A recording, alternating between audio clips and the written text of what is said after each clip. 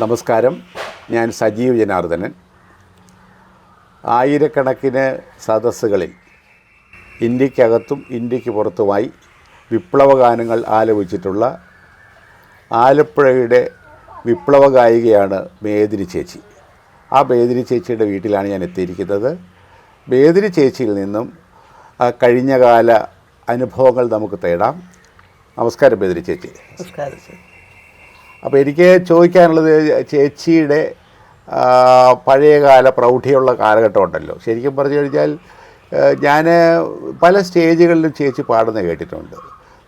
മിക്കവാറും കമ്മ്യൂണിസ്റ്റ് പാർട്ടിയുടെ സ്റ്റേജുകൾ പാടുമ്പോൾ ആ സമ്മേളനത്തിൻ്റെ ഒരു തീപ്പന്തമായിട്ട് മാറുന്നത് പലപ്പോഴും ചേച്ചിയാണ്. ആ ചേച്ചിയെ അറിയാത്തവരായിട്ട് ഈ കേരളക്കരയിൽ ആരുമില്ല എന്നാണ് എൻ്റെ വിശ്വാസം. നമുക്ക് ചേച്ചിയുടെ അനുഭവങ്ങൾ തേടാം. ചേച്ചി കാര്യങ്ങൾ സംസാരിച്ചു തുടങ്ങാം.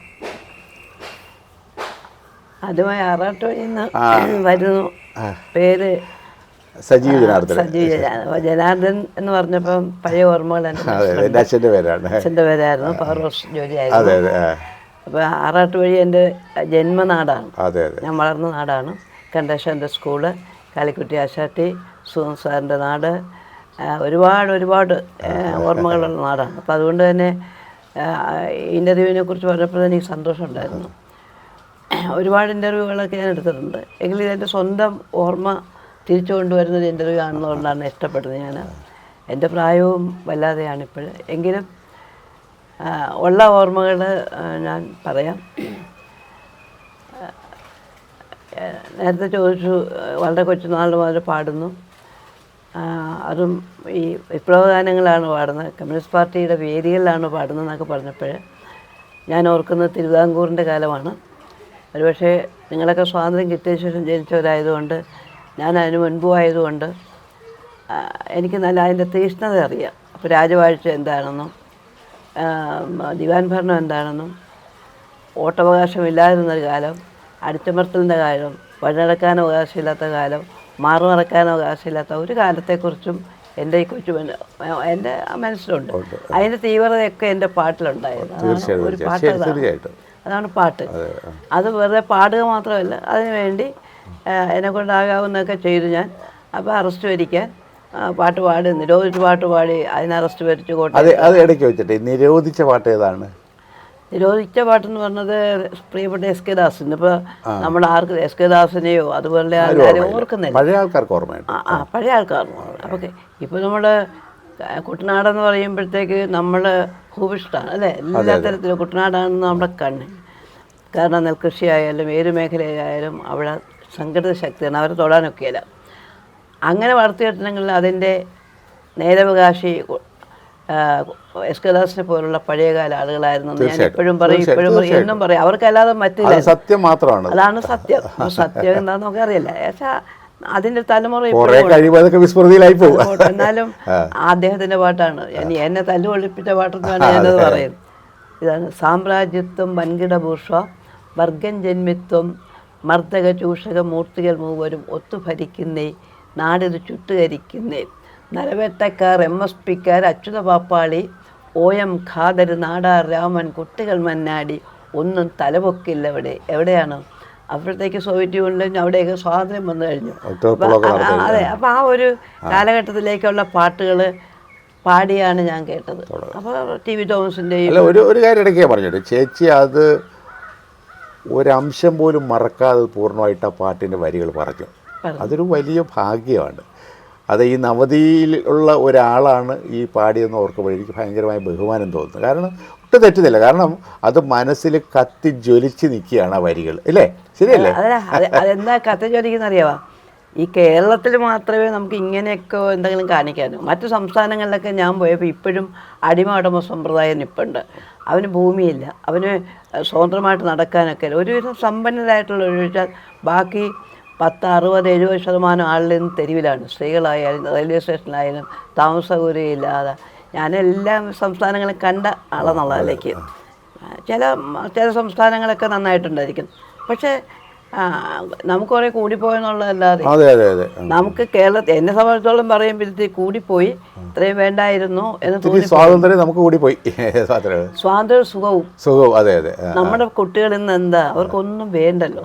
അവരെല്ലാം ഏത് മേഖലയിൽ നമ്മുടെ പിള്ളേർ മാറ്റി നിർത്താനൊക്കെ ഉണ്ട്. എൻ്റെ കുട്ടികളൊക്കെ ഇപ്പോൾ എൻ്റെ കുട്ടികൾ ഞാൻ പറഞ്ഞ പഠിക്കാൻ നിവർത്തിയില്ലാത്തൊരു കാലത്ത് നമ്മളെന്ത് വിഷമിച്ചെങ്കിൽ ഇന്ന് നമ്മുടെ കുട്ടികൾ ബി.എഡ് കോളേജിലും അവിടെ ഇവിടെ പഠിക്കുന്നു.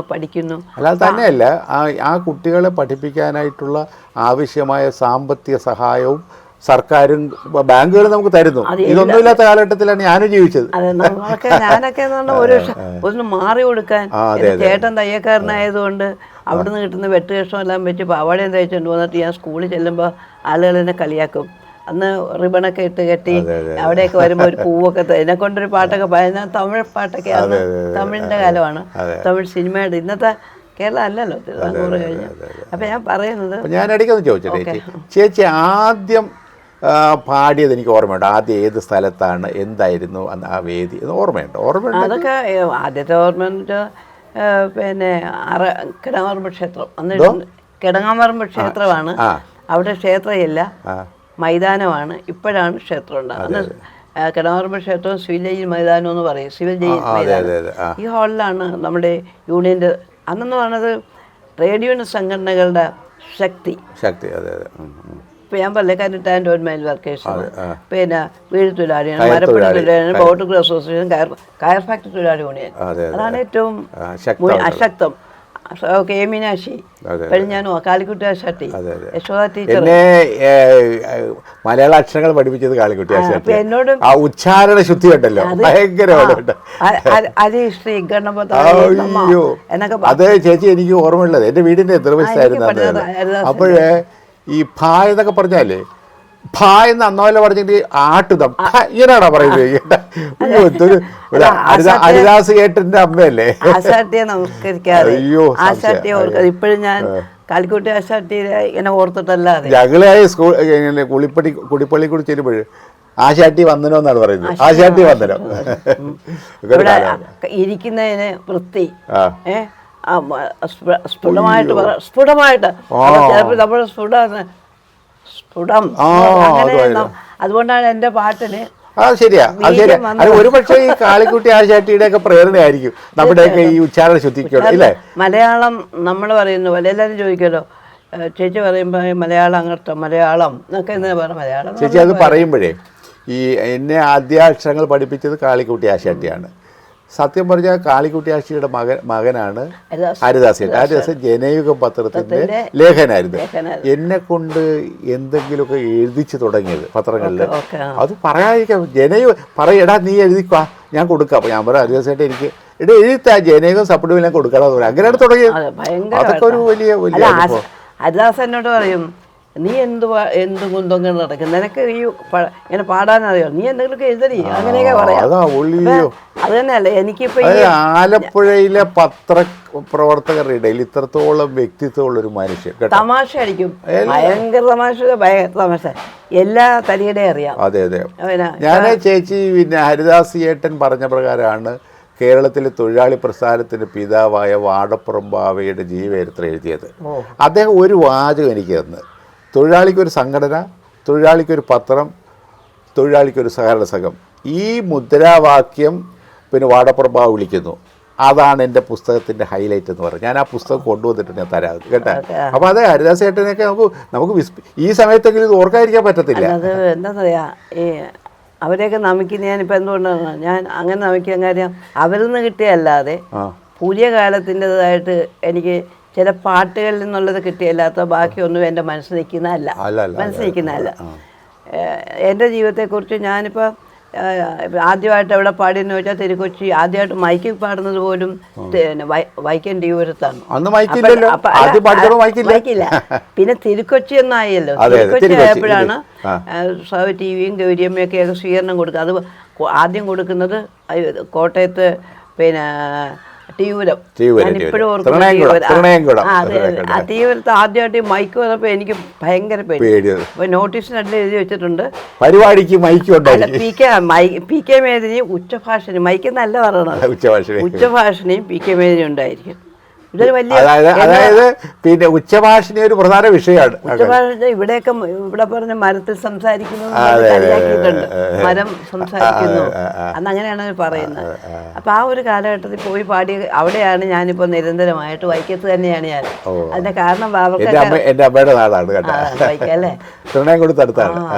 ഭയങ്കര അവിടെ ഞാൻ എത്ര മനസ്സിലാക്കുന്നറിയാം, ഈ കോട്ടയം ജില്ലയിലെ വൈക്കം താലൂക്കാണ് ഏറ്റവും നല്ല മലയാള ഭാഷ ഉപയോഗിക്കുന്ന ആൾക്കാരെന്നാണ് എനിക്കങ്ങനെ തോന്നിയിട്ടുണ്ട്. മലയാള ഭാഷ മാത്രമല്ല, പ്രകൃതിയെ നെഞ്ചോട് ചേർത്ത് നല്ല സംസ്കാരമാണ് ജീവിക്കുന്നവര്, അതുകൊണ്ട് മാത്രം ജീവിക്കുന്നവർ. ഇപ്പം ഞാൻ ഈ കഴിഞ്ഞ കുറേ നാളായിട്ട് അവിടെ ചെന്നിട്ട് അവിടുത്തെ തോർത്ത്, അവിടുത്തെ തുണി, അവിടുത്തെ അരി, അവിടുത്തെ തേങ്ങ, അവിടുത്തെ പച്ചക്കറിയായിട്ടാണ് ഞാൻ തിരിച്ചു പോരുന്നത്. എനിക്ക് അത്ര ഭൂമി, അതുപോലെ തന്നെ ആരും വലുതുമല്ല ആരും ചെറുതുമല്ല.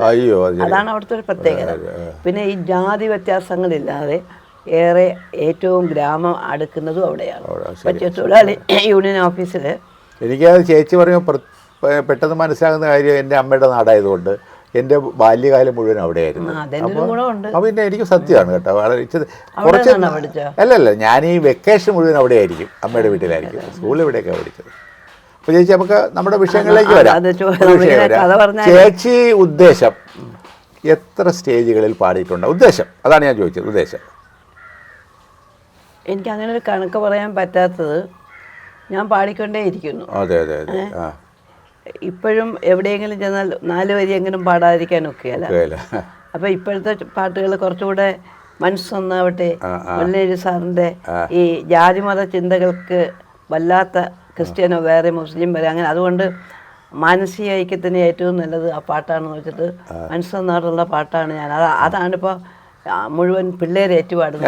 ഒരു 10,000-ത്തിലധികം സ്റ്റേജുകൾ എനിക്ക് ലക്ഷക്കണക്കിന്. ഞാൻ എൻ്റെ പ്രായം അനുസരിച്ച് ഞാൻ ഇരിക്കുന്നില്ലല്ലോ, ഔട്ട് സൈഡ് പോയിട്ടിങ്ങനെ പോയി അവാർഡ് ഞാൻ ഈ അവാർഡിന് മാത്രമല്ല. ചേച്ചി അത് പറഞ്ഞപ്പോൾ എനിക്ക് ചോദിക്കാനുള്ളത്, എനിക്കറിയാം ചേച്ചി ഒരു CPIയുടെ ഒരു പ്രവർത്തകയാണ്. CPIയുടെ എന്ന് പറയാമല്ലോ, എന്റെ മെമ്പർഷിപ്പ് അവിടെയാണ്. ഒരു കമ്മ്യൂണിസ്റ്റ് പാർട്ടി അതിനൊന്നും മാറ്റമില്ല.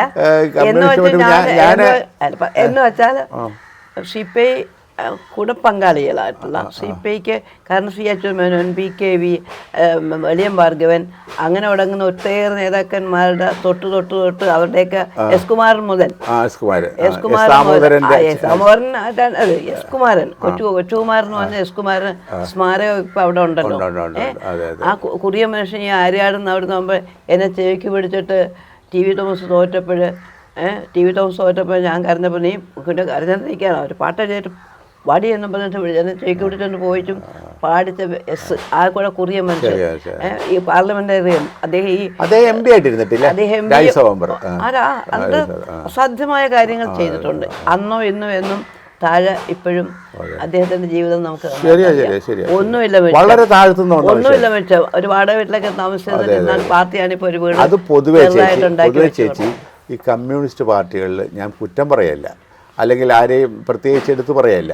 ഈ കമ്മ്യൂണിസ്റ്റ് പാർട്ടി ഓഫ് ഇന്ത്യ എന്ന് പറഞ്ഞാൽ കുറച്ച് കുലീനതയുള്ള, ഞാനൊരു കോൺഗ്രസ്സുകാരനാണ് കേട്ടോ. ഞാനിപ്പോൾ കോൺഗ്രസ് ആണെങ്കിൽ പോലും ഞാൻ ഈ സത്യാന്വേഷണ വായിച്ചിട്ടുള്ളതാണ് മഹാത്മാഗാന്ധി അല്ലേ. ഒരു ഗ്രാമത്തെക്കുറിച്ച് ഞങ്ങളുടെ സങ്കല്പങ്ങൾ എങ്ങനെയാണ്, ജനങ്ങളെ ആകമാനം അവൻ്റെ മതത്തിൻ്റെയും ജാതിയുടെയൊക്കെ വ്യത്യാസമായിട്ട് മനുഷ്യൻ്റെ ഉള്ളതും ഇല്ലായ്മയും, ഉടുക്കാൻ തുണി ഉണ്ടാകണം, നാണം മറക്കാനുള്ളത് ഉണ്ടാകണം, നഗ്നത പാടില്ല, സ്ത്രീയും പുരുഷനും തമ്മിലുള്ള വ്യത്യാസങ്ങളെക്കുറിച്ച് അദ്ദേഹത്തിൻ്റെ അത് വായിക്കുമ്പോൾ തന്നെ നമുക്കറിയുന്നത് അതല്ലല്ലോ നമ്മുടെ രാജ്യം.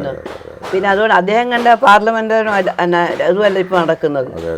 ഇപ്പോൾ ഗ്രാമപഞ്ചായത്ത് ചേച്ചി ഞാനത് മനസ്സിലാക്കിയത്, അത് ചേച്ചി അംഗീകരിക്കുമെന്ന് എനിക്കറിഞ്ഞോട്ടെ. ശരിക്കും പറഞ്ഞാൽ നമ്മുടെ രാഷ്ട്രീയ പാർട്ടികൾ, അത് പ്രതിപക്ഷമാണെങ്കിലും ഭരണപക്ഷമാണെങ്കിലും എല്ലാവരും സാമ്പത്തികമായ നേട്ടത്തിന് വേണ്ടി പ്രവർത്തിക്കുന്ന രാഷ്ട്രീയക്കാരെയാണ് നമുക്ക് കാണാൻ കഴിയുന്നത്.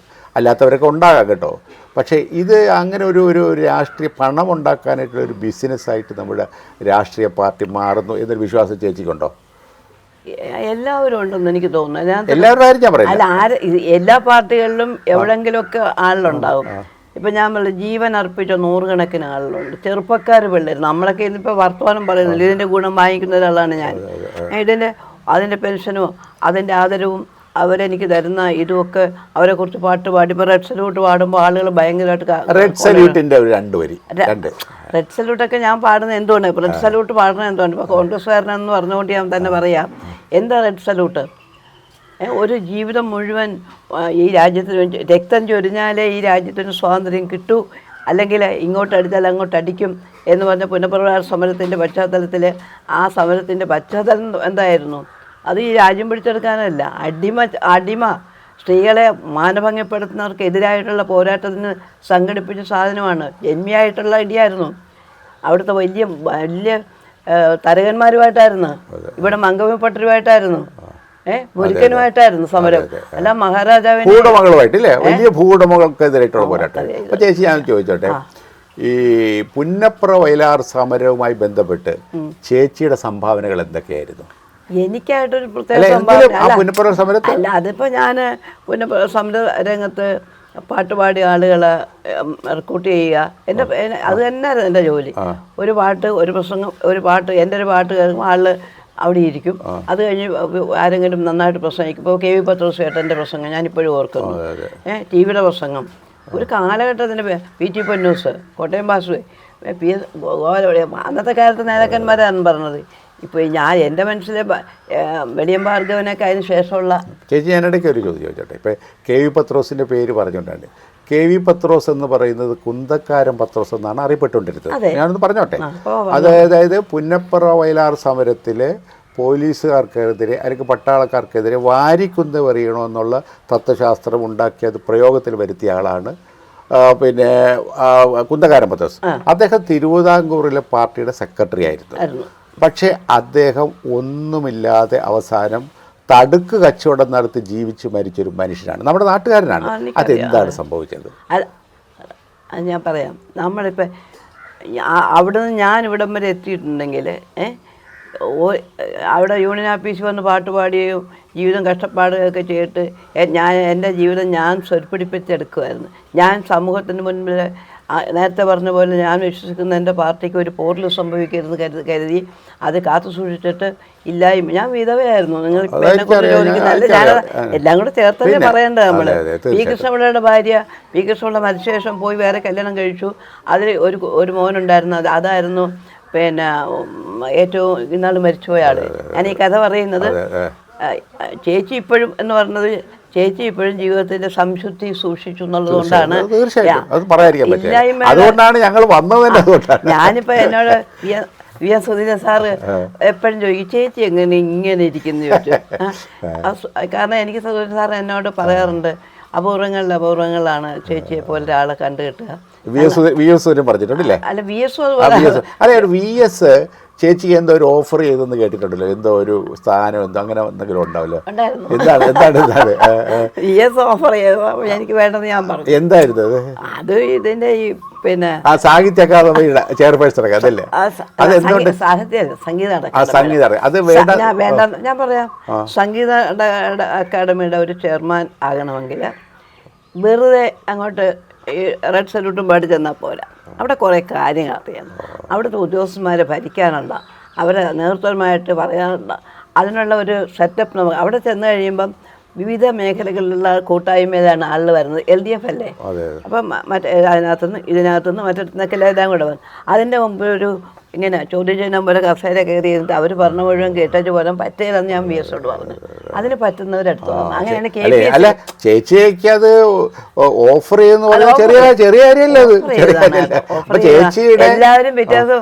മേജി നാളെ പിന്നെ അങ്ങോട്ട് പോയി ചാർജ് എടുക്കുകയല്ലേ അഭിനന്ദനം, സംഗീത അക്കാദമിയുടെ അഭിനന്ദനം. അപ്പം എനിക്ക് സംഗീത അക്കാദമിയുടെ പുരസ്കാരം കിട്ടിയ ആളാണല്ലോ. എനിക്ക് ഒരു 100 ആയിരക്കണക്കിന് പുരസ്കാരങ്ങൾ. Very good very good. അല്ലെ ഞാൻ ചോദിട്ടെ, സർക്കാരിൻ്റെതായിട്ടുള്ള ഏതൊക്കെയുള്ള സംഗീത അതുകൂടാതെ വന്നിട്ടുണ്ടല്ലോ ഒരുപാട്. ഈ ചേച്ചിക്ക് താമ്രപത്രം വല്ലതും കിട്ടിയിട്ടുണ്ടോ? താമ്രപത്രം അങ്ങനെ നമുക്ക് താമ്രപത്രത്തിന്റെ പ്രായമല്ല എൻ്റെത്. എന്നേക്കാൾ 6 അംഗത്തിന് കിട്ടിയിട്ടുണ്ട്. ചേച്ചിക്ക് പിന്നെ ഈ പുന്നപ്ര വയലാർ സമരത്തിൻ്റെ സ്വാതന്ത്ര്യ സമരസേന പെൻഷനുണ്ട്. പെൻഷൻ ഉണ്ടല്ലേ? 15 രൂപ. അത് ശരാശരി 15,000 രൂപ അല്ലേ? 14 രൂപ. ഞാൻ വർധന കേരളത്തിൻ്റെ സംസ്ഥാന ഇന്ത്യയുടെ കിട്ടിയിട്ടുണ്ട് ദേശീയ. ഞാൻ അത് എന്നോട് അവരംഗീകരിച്ച് എനിക്കിത് വന്നപ്പോൾ എൻ്റെ ശുദ്ധഗതിക്ക് ഞാൻ പറഞ്ഞു എനിക്ക് എനിക്കൊരു കാര്യമില്ല. അല്ല എനിക്കത് മതി. പിന്നെ അതെ അതെ, ചേച്ചിക്ക് ജീവിക്കാനുള്ള. പിന്നെ അത് ശരി. പിന്നെ ഇപ്പൊ ഈ ഇത്രയും രൂപ കിട്ടുക എന്ന് പറഞ്ഞാൽ തന്നെ 14 രൂപ വന്ന പിള്ളേർ വന്ന. പിന്നെ വേറൊരു കാര്യമുണ്ട്, ചേച്ചിക്ക് കിട്ടുന്നത് അർഹമായ ഒരു കാര്യമാണ്. അനർഹരായിട്ടുള്ള ഒരുപാട് കൊണ്ട് ഞാനൊരു കാര്യം കൂടെ പറയാം. ശരി, അത് പറയുന്നില്ല. ഇതില് പങ്കെടുക്കാത്ത സ്വാതന്ത്ര്യം കിട്ടിയതിന് ശേഷം ജനിച്ചവര് സ്വാതന്ത്ര്യ സമര പെൻഷൻ. സ്വാതന്ത്ര്യം കിട്ടിയതിന് ശേഷം ജനിച്ചവർ മാത്രമല്ല, അന്ന് അതിനെതിരായിട്ട് നിന്നവർ, അത് ഒറ്റിക്കൊടുത്ത ആളുകൾ, അവരെല്ലാം പെട്ടെന്ന് ചുവന്ന ഉടുപ്പൊക്കെ ഇട്ട് പോയി കേസ് പറഞ്ഞു വക്കീലെ വെച്ചിട്ട്. അപ്പം ഞാൻ ചോദിച്ചു, എന്തിനാ കേസ് പറഞ്ഞ? നമ്മൾ സംശുദ്ധമാണെങ്കിൽ കേസ് പറഞ്ഞ എന്തിനാ? അനുവദിച്ച് വരുമ്പോൾ വാങ്ങിച്ചാൽ പോരെ? അതെത്രയാ? കേന്ദ്രത്തിൻ്റെയൊക്കെ 30 ഇതാണ്. ലക്ഷക്കണക്കിന് ഇവിടുന്ന് വളയൊക്കെ വാങ്ങിച്ചിട്ട് എല്ലാവരും നല്ല വെച്ചിട്ട് ഇങ്ങനെ. ഞാൻ നാളെ വെച്ച് ഇതെന്താ കേന്ദ്രത്തിൻ്റെ കിട്ടുന്നുണ്ട്. ചേച്ചിക്ക് ഇപ്പോഴത്തെ ഈ സർക്കാരിനെ കുറിച്ചുള്ള അഭിപ്രായം എന്താണ്? എനിക്കത് അല്ല, ചേച്ചിയുടെ സ്വന്തം അഭിപ്രായം. ഈ സർക്കാരിനെ കുറിച്ച് അങ്ങനെ ഒരു ചോദ്യം, നമ്മളുടെ എന്നെക്കുറിച്ചൊരു ഇൻ്റർവ്യൂ ഒക്കെ എടുക്കുമ്പോൾ ഈ സർക്കാരിനെ തള്ളിപ്പറയാൻ എനിക്ക് പറ്റില്ല. തള്ളിപ്പറയാൻ പറഞ്ഞില്ലേ? ചെയ്താൽ ഇപ്പോൾ കൂടിപ്പോയെന്നുള്ളതല്ല, അത് ഞാൻ അങ്ങനെ തന്നെ പറയുന്നു. ആദ്യം ചെയ്യേണ്ട കാര്യങ്ങൾ എന്തൊക്കെയാണ് ചെയ്യുന്നത്. ഇപ്പോൾ ഐസക് സാറുമായിട്ടുള്ള എൻ്റെ ചില കുസ്തികൾ ഇപ്പോൾ നേരത്തെ സൂചിപ്പിച്ചതുപോലെ ഞാനും സാറുമായിട്ട് പറയും, സാറേ മണഞ്ചേരിക്ക് മാത്രം ഇങ്ങനെ വലിയ വികസനം വേണ്ട സാറേ, മുഹമ്മക്കാർ ചീത്ത വിളിക്കുന്നു സാറേ, ചേച്ചി ഇവിടെ കുറ്റിയടിച്ചിരിക്കുന്നു എന്നൊക്കെ ചോദിച്ചു. സാറേ അത് ഒരു വികസനത്തിൻ്റെ നമ്മളിപ്പോൾ ഒരു ബട്ടൺ അമർത്തിയോ നേരെ കയറി തിരുവനന്തപുരത്ത് എത്തുന്നു അല്ലേ? സുഖസൗകര്യങ്ങൾ തരുമ്പോൾ ഞാൻ പറഞ്ഞ മെല്ലെ മെല്ലെ. ഒരു കാര്യം ഞാൻ പറയാം, ചേച്ചിയും ഒരു പരിധിവരെ ഞാനും ജീവിതത്തിൻ്റെ എല്ലാം അനുഭവിക്കുന്നവരാണ് ഇല്ലേ? അതെ, ഞാൻ ചേച്ചി ഈ കാളവണ്ടി മുതൽ വിമാനത്തിൽ വരെ സഞ്ചരിക്കുകയാണ്. ചേച്ചി ഉൾപ്പെടെ ആയിരിക്കും അല്ലേ? അപ്പൊ എനിക്ക് ഏറ്റവും അധികം ഭാഗ്യം ലഭിച്ച തലമുറയാണ് നമ്മളില്ലേ. എല്ലാം ഉണ്ട് ഇവിടെ.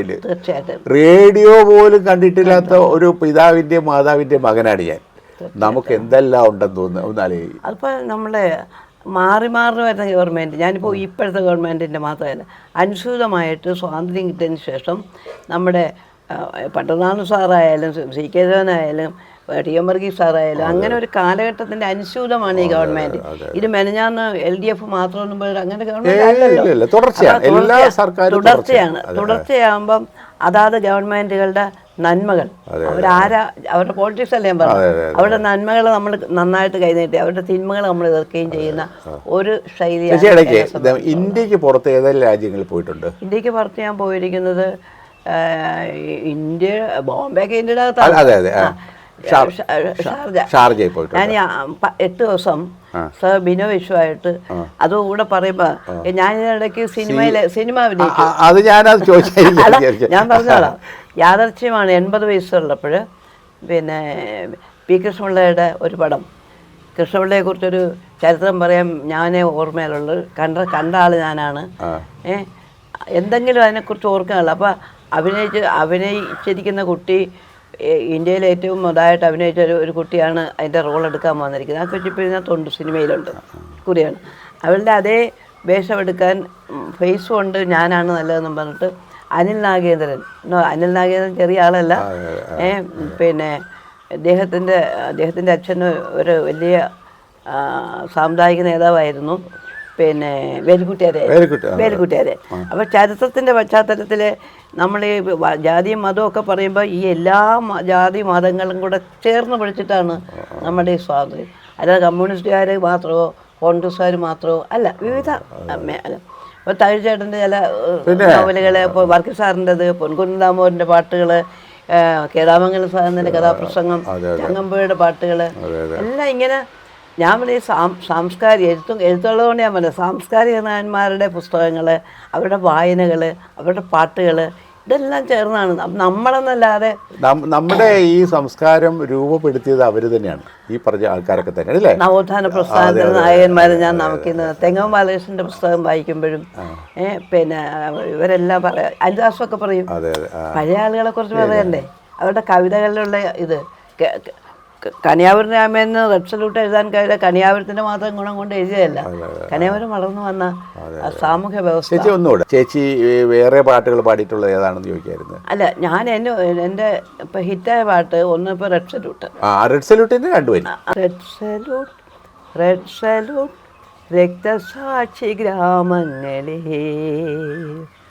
പുന്നപ്രവയലാർ ഗ്രാമങ്ങളെ, പുളകങ്ങളെ, വീരപുളകങ്ങളെ, വീരകേരളത്തിൻ്റെ രോമാഞ്ചങ്ങളെ, വിപ്ലവ കൊടിയിലെ രക്തരേണുക്കളെ, നിങ്ങൾ തന്നോർമ്മയിൽ വിടർന്ന ചെങ്കൊടിയുമായി ഞങ്ങളായിരങ്ങളിന്നും നേർന്നതാണ് റെഡ് സല്യൂട്ട്, ഞങ്ങളായിരങ്ങളിന്നു നേർന്നതാണ് red salute, red salute, red salute, red salute. ഈ പാട്ട് ഞാൻ ഇതിനെ കുറിച്ച് കേട്ട് എനിക്ക് പറയാൻ ഗംഭീരമായിരിക്കുന്നു. അതായത് അതിന് ഞാൻ സരിക്കാം. ഞാൻ ഈ പാട്ട് ഇങ്ങനെ പാടിയിട്ട് ഇന്ന് 10,000-കണക്കിന് ആളുകൾ, ലക്ഷക്കണക്കിന് ആളുകൾ ഈ പാട്ട് ഏറ്റുപാടുന്നു എന്നുള്ളതാണ്. എത്ര തലമുറയാണ് പാരാധ്യ. തിരുവനന്തപുരം മുതൽ കാസർഗോഡ് വരെയുള്ള എൻ്റെ കുട്ടികൾ മുഴുവൻ ഈ റെഡ് സല്യൂട്ട് മനസ്സ് വന്നായിട്ടുള്ള വെറും രണ്ട് കൊച്ചു പാട്ട് ഞാൻ പാടിവിട്ടത്. എനിക്കൊരിപ്പം ചേച്ചിയുടെ പ്രായത്തിലും ശബ്ദത്തിനൊരു ചോർച്ചയുണ്ടായിട്ടില്ല, ശബ്ദം തിളങ്ങി വരികയാണ്. ചേച്ചി പാടി പാടി വരുമ്പോഴുണ്ടല്ലോ കുട്ടികളുടെ ശബ്ദത്തിലേക്ക് വരികയാണ്. അതാണ്, അത് ഒരു വലിയ ഭാഗ്യമാണ് കേട്ടോ. അത് ആ പാട്ടിലെ ആശയങ്ങളാണ് തന്നെ. കാരണം ഞാൻ ആ പുന്നപ്ര വിലാസാക്കളെ അവരുടെ അന്നത്തെ സ്ഥിതി ശേഷിക്കുന്ന ആളിനെ ഞാൻ ഈയിടെ പോയി കണ്ടപ്പോൾ അവരുടെ ഒരു അവസ്ഥ, ഞാൻ മുഖ്യമന്ത്രിയോട് തന്നെ അവർ അവസാനമായിട്ടത് പറഞ്ഞത് അവരിനി കുറച്ച് നാളുകൂടെയൊക്കെ ഇരിക്കുകയുള്ളൂ, അവരുടെ ഇനി ഞങ്ങൾ യഥാർത്ഥ ആളിലുള്ളത് 3 പേരും ഓരോ സ്ഥലത്ത് പ്രത്യേകമാണ്. ഞാനത് ചോദിച്ചോട്ടെ, ഈ ശാരംഗപാണി ചേച്ചിയുടെ നാലാമത്തെ എൻ്റെ 4 ആംഗ്ലമാരിൽ 4ാമത്തെ ആൾ. എനിക്ക് തോന്നുന്നത് ഉദയ സ്റ്റുഡിയോ എടുത്തിട്ട് അല്ലെങ്കിൽ കുഞ്ചാക്കോ എടുത്തിട്ടുള്ള എല്ലാ സിനിമകളുടെയും ശരിക്കും പറഞ്ഞ സംവിധായകൻ അങ്ങേര് തന്നെ അല്ലേ, തിരക്കഥ സംഭാഷണ സംവിധാനം. അത് കൊച്ചു ഒരു ജീവിതം. എന്നെ പോലെ തന്നെ എവിടെയെങ്കിലും ഒതുങ്ങിക്കൂടി അച്ഛനും പറയത്തില്ല. പക്ഷേ നസീർ സാർ ഉൾപ്പെടെ, സത്യമാസ് ഉൾപ്പെടെ എല്ലാവരും, ഷീല, എല്ലാവരും, ശർമ്മൻ സാർ എന്ന് വിളിക്കും. ആ സാറെന്ന് വിളിക്കുമ്പോൾ വേണം എന്നെ സാറെന്ന് വിളിക്കുക. സാറാണ്, കാരണം ഇവരെയൊക്കെ കാസ്റ്റ് ചെയ്ത് അങ്ങനെയല്ലേ ഓരോ സിനിമയ്ക്ക് കാസ്റ്റ് ചെയ്ത്. എങ്ങനെ ഇപ്പൊ ഷീലയുടെ ക്യാരക്ടർ എങ്ങനെയാണ്, അത് നസീറുമായിട്ടാണ് ആ ഷൂട്ടിങ് അങ്ങനെ എടുക്കും. പിന്നെ ഉമ്മറിൻ്റെത് വേറൊരാളായിട്ടാണെങ്കിൽ അത് അങ്ങനെയൊക്കെ. അച്ഛനും ഭയങ്കര ഭാവനയുള്ള മനുഷ്യനാണ്. ഭാവന മാത്രമല്ല, എഴുതാൻ പിന്നെ അത്യാവശ്യം കുഞ്ഞു ഡയലോഗ് പ്രസന്റേഷനൊക്കെ രസകരമാണ് അച്ഛൻ്റെ. അതും വടക്കൻ കഥകൾ എടുത്തുകൊണ്ട് വന്നിട്ടാണ് അച്ഛൻ ചെയ്യുന്നത്. അന്നത്തെ ഈ നമ്മുടെ ഈ പിന്നെ ഉണ്ണിയാർച്ചയുടെയും അതുപോലെ തന്നെ ആ പരമ്പരകളിൽപ്പെട്ടവരുടെയൊക്കെ ഒരുപാട് സിനിമകളിലൊക്കെ നല്ല ചടുലമായ സംഭാഷണ ശൈലിയൊക്കെ അദ്ദേഹം അതിനകത്ത് ആ സിനിമയിൽ തമാശകളിലൂടെ കാര്യം പറഞ്ഞിട്ടുള്ള ആളാണ്. വളരെ അച്ഛനെ ഒരുപാട് ദുഃഖമുണ്ടായിരുന്നു ചില കാര്യങ്ങളിലൊക്കെ. അവസാനമായപ്പോൾ അതിപ്പോൾ പറയാൻ നമുക്കിപ്പോൾ പറയുന്നത് ശരിയല്ല, എന്നാലും പറയാതിരിക്കാനൊക്കെയില്ല. അത് സാമ്പത്തികമല്ല, ഇത് ഒന്ന് പൊളിച്ചടുക്കി കൊണ്ടുപോയല്ലോ. എത്രയോ ആളുകളുടെ സാംസ്കാരിക രംഗമാണ് ഇവിടെ. അത് നിലനിർത്തിക്കൊണ്ട് നമ്മുടെ മനസ്സിലുണ്ടായിരുന്ന നിലനിർത്തിക്കൊണ്ട് ഇപ്പോൾ തിരുവനന്തപുരത്തോ പിന്നെ നമ്മൾ തൃശ്ശൂരോ കോഴിക്കോടോ പോകാതെ ഒരു ഓഡിറ്റോറിയം കലാസാംസ്കാരിക രംഗത്തുള്ള നമ്മളെപ്പോലുള്ള ഇവിടുത്തുള്ള ആളുകൾക്ക് എപ്പോഴും ഒന്ന് കയറാനും പുതിയ തലമുറയ്ക്ക് ഉള്ള ആൾക്ക് ഇത് ഷൂട്ട് ചെയ്യാനും ഇവരെ പോലുള്ള ഒരുപാട് ആളുകൾ ഐഡിയാസ് ഉള്ളവരുണ്ട്. അപ്പോൾ ഇവർ തമാശ അല്ല ഇവർ എടുക്കുന്നത്, അവർക്ക് അവരുടേതായ ഇതുണ്ട്. ഇവരെയൊക്കെ കൂടെ ചേർത്ത് പിടിച്ചുകൊണ്ട് പുതിയ സിനിമകൾ ചെയ്യാൻ നമുക്ക് നല്ല ഇത് കണ്ടല്ലേ. നമുക്കിപ്പോൾ ഇവിടെ വല്ല കുഴപ്പമുണ്ടോ? പ്രകൃതി രമണീയമായ സ്ഥലം, അതായത് ഒരു പൊല്യൂഷനും ഇല്ലാത്ത സ്ഥലമാണിത്. ഇവിടെ നമുക്ക് ഞങ്ങൾ പാനിട്ട് കിടക്കുന്ന ഏർപ്പാടേ ഇല്ലല്ലോ. കുറച്ച് കൊതുക് വരും മാത്രമേ ഉള്ളൂ. ചേച്ചി നമുക്കൊന്ന് വൈൻഡപ്പ് ചെയ്യാം. ഓക്കെ. ചേച്ചിയുടെ ഈ പിന്നെ സംഭാഷണത്തിലത്തൊക്കെ വളരെ വളരെ എനിക്ക് സന്തോഷം തോന്നി. ചേച്ചിയെ കുറേ കാലമായിട്ട് എങ്ങനെ വിചാരിക്കുന്നുണ്ടോ ഒന്ന് വന്ന് കാണുകയും സംസാരിക്കുകയും ഒന്ന് ഇൻ്റർവ്യൂ എന്നുള്ളതല്ല, ചേച്ചിയുടെ സ്വാഭാവികമായ പഴയകാല സംഭവങ്ങളെക്കുറിച്ചൊക്കെ ഒന്ന് കേൾക്കാനും. പക്ഷേ എന്നെ സംബന്ധിച്ചിടത്തോളം ഞാൻ സമ്പൂർണ്ണമായ തൃപ്തനാണ്. ചേച്ചി ദീർഘകാലം ഈ വേദികൾ തിളങ്ങട്ടെ എന്നാണ് എനിക്ക് പറയാനുള്ളത്, പ്രാർത്ഥിക്കാനുള്ളത്. നന്ദി, നമസ്കാരം. സന്തോഷം.